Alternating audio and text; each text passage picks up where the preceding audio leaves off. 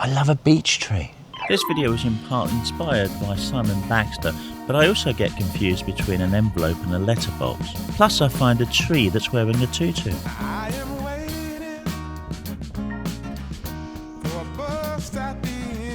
People often think that summer is a great time to go out and get natural environmental photographs. And it is, but there are some really big problems with it. The key problem, of course, is the light. Of course, there's lots of it around, but often it's really harsh. We get blue skies, really just strong, very directional lighting, no diffusion from clouds or anything, and it makes things challenging. You might say it forces us to diversify. Now, of course, one of the great things about summer, and it is summer now, is that we have more light. Did I just not say that that was one of the worst things? Well, we have longer light, let's put it that way. And it means that for those of us that have to go out to work to earn a crust, well, we can get out perhaps before work or after work. It's probably gone 5 now. I'm just hoping to find something of interest around here. Don't know what. I spied this small grouping of trees and I thought, well, perhaps they might provide a bit of interest, but as I've got closer, I'm not certain that they do. So I'm going to have a wander around them, just see whether I can find something that works with it. So I'm not at all certain that there is anything there. That the kind of angle that I originally saw them at was kind of like this, and I just like the shape of these two birches. And as we go further down the hill, it's just all spruce plantation, so it's just straight up and down with very little visual interest to me. I did think that we've got this big stump down here. I like that. I thought, well, maybe we can use that as a kind of leading foreground or something. The problem with that is as we come to a point where you can include it, it's pulling those two trees too close together, and there's literally nothing left of it. So yeah, just not a goer. I wondered whether there was something around the back of them as well, but I'm not certain that there is. You see, I recently won a couple of Simon Baxter prints. They're rather inspirational. Simon's got some much better woodlands around him in the north of England than I have here. Yeah, that's where I'm laying my blame for the moment. It's the quality of woodland, not the quality of the photographer. This diversification I mentioned, it's as much about changing the way in which you kind of look at things as it is about changing the way in which you approach things. Looking and approaching, I mean, seeing these things and then finding a way of composing a photograph. It's woodland is always a bit of a challenge, because whilst this looks great in a 3D world and a 2D world, it's very easy to turn it into quite a mess. And it's just a way of kind of see through that kind of mess. And what I often do is I go for the detail, and often quite close up detail, rather than kind of working on the skill set that needs working on. And I'm trying to work on that skill set right now. Now, if I'm being honest, what I've just spotted, I think I'm being too clever by half. But there's an envelope here, not an envelope. Yeah, well, a kind of envelope shaped. There's a window. That's what I'm looking for. It's a windowed envelope. Here, you see, it's framed by this. Might be a U. On this side, we've got this gap here through which we can see 2 prominent trees. If we move over a little bit, we can see 3 or 4 through there, and I quite like that. And I'm thinking, well, maybe is there a letterbox looking? That's where I got envelope from. Is there a letterbox looking image being framed by the U and this trunk here? Got to find out. So yeah, I think there is an image here. and I put on a polarizer because the light is really catching some of the leaves, to really take that down so we don't have any unnecessary hot spots. You see I'm quite close. I'm at what, 25mm on the zoom, and I've got that trunk on the right hand side. We're framing quite nicely here. I'm in a 16:9, and I've got to say, I mean, I'm looking quite deep into the woods. I think it's not a bad image. It's a very different kind of feel to it that from the kind of things that I would normally expect. But yeah, this is kind of just wandering through. I saw something through a window in the undergrowth, or the overgrowth, and I thought, well, it seems to work, and I think it does.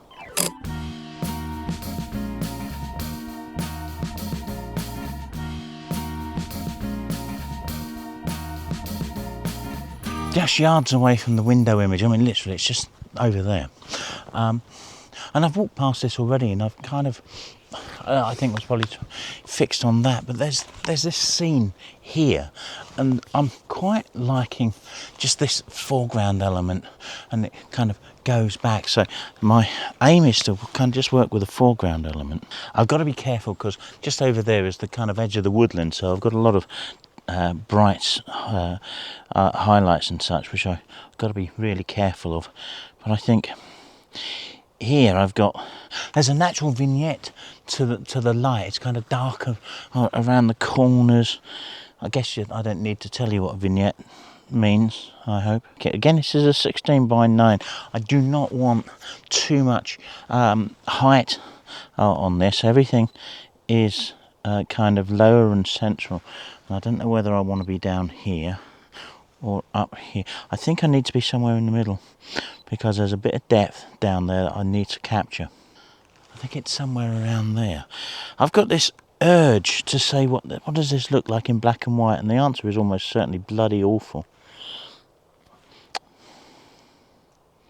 It does look bloody awful, but I might give it a go later. In the meantime, enjoy this colour shot. I am waiting for a bus at the end of the night, under street lamp, bed face flamed by the light.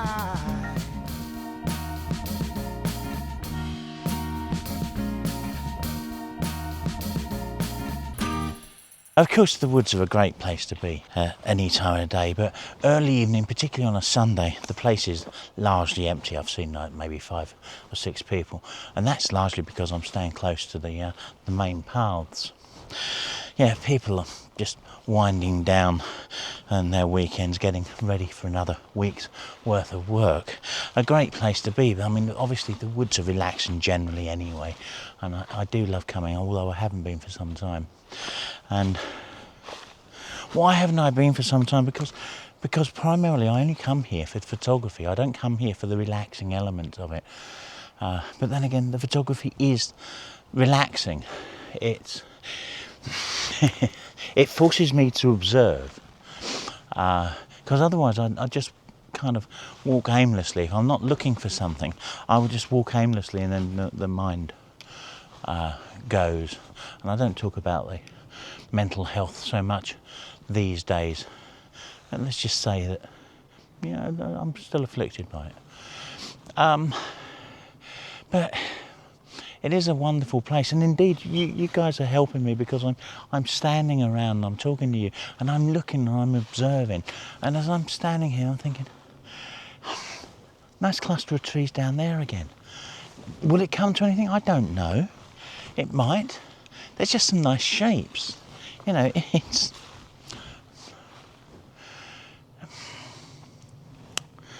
might work again. There's shapes over here. This one that's coming up at an angle and then kind of crossing the straighter one next to it. I like that. Observations. You see, if I was just wandering around, I wouldn't be doing this, and making the videos forcing me to slow down and observe.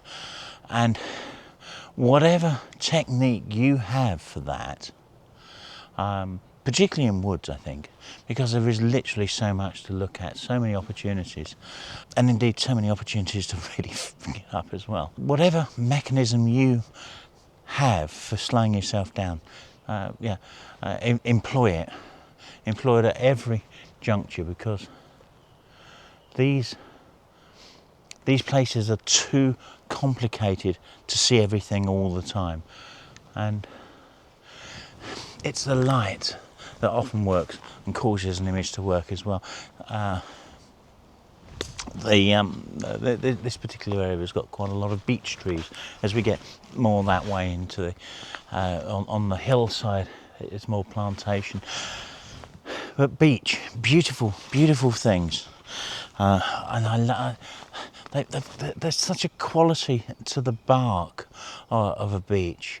It's just kind of greeny, silvery. I don't know whether it's you're probably not getting it terribly down there, but they are very nice. Sorry for looking over my glasses at you. It is very nice. Just that wonderful kind of elements of this. Damn glasses, I hate them.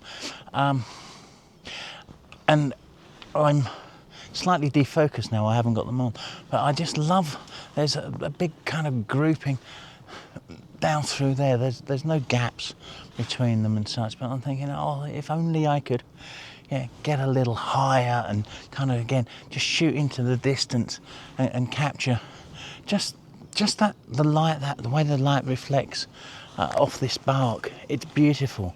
Perhaps this one here is a better example of it because I'm really close. It's just, it eats the light. It kind of says, light, come here, it's great. And it's just got this, this light side graduating to this dark side. I love a beech tree. So I think I've probably got a relatively unconventional image. The camera is really low here. And it's just another kind of scene looking through here. Again, 16 by 9.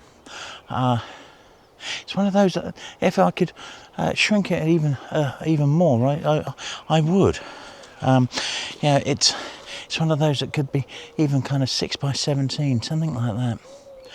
But I'm not sure what it will end up with. But what it is it's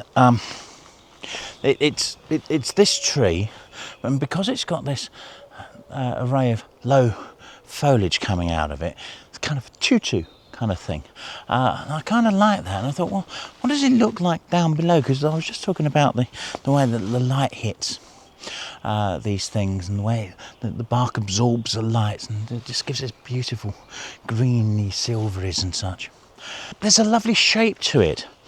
And is there an image kind of skirting the floor of the wood? And there is, and I hadn't noticed until I got it in the camera, but I've also got some fallen branches and such here, and you're probably not noticing it so much there, but I've got the polarizer on still, so it's saturating the colours of the greens a little bit more, and it's helping bringing out that. So there's a bit of foreground interest, and I've moved around a bit, so I've got a couple of trees in the background. I think this is a cracking little shot. Do let me know what you think of it. I am waiting for a bus at the end of the night under street lamp, bent face flamed by the light.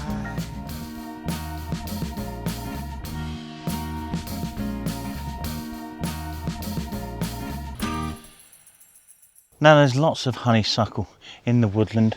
These are the only ones I've found that are actually flowering. There's not a great deal of scent from them, but they are looking rather nice.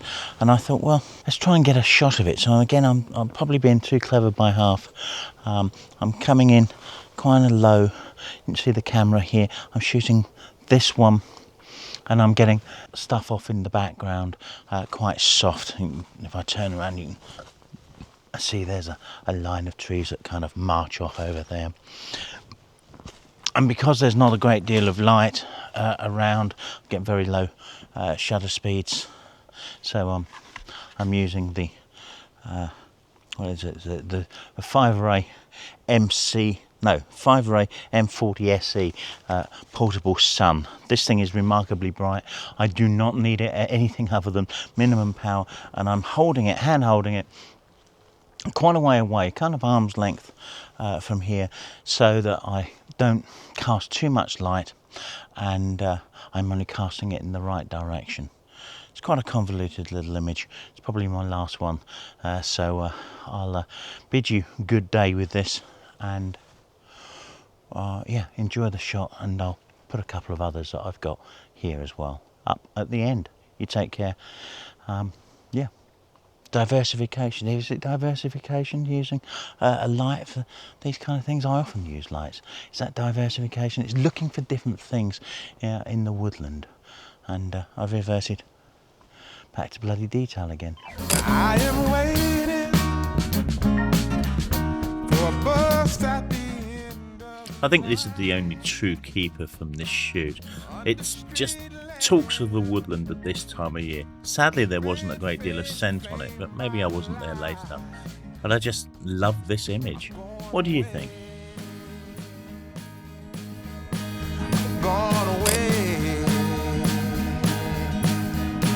I'm gone away.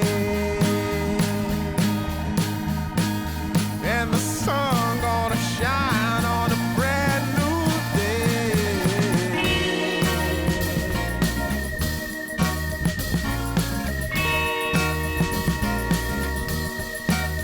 Must be somewhere welcome me into the fold. Blooming flowers, as much as I can hold.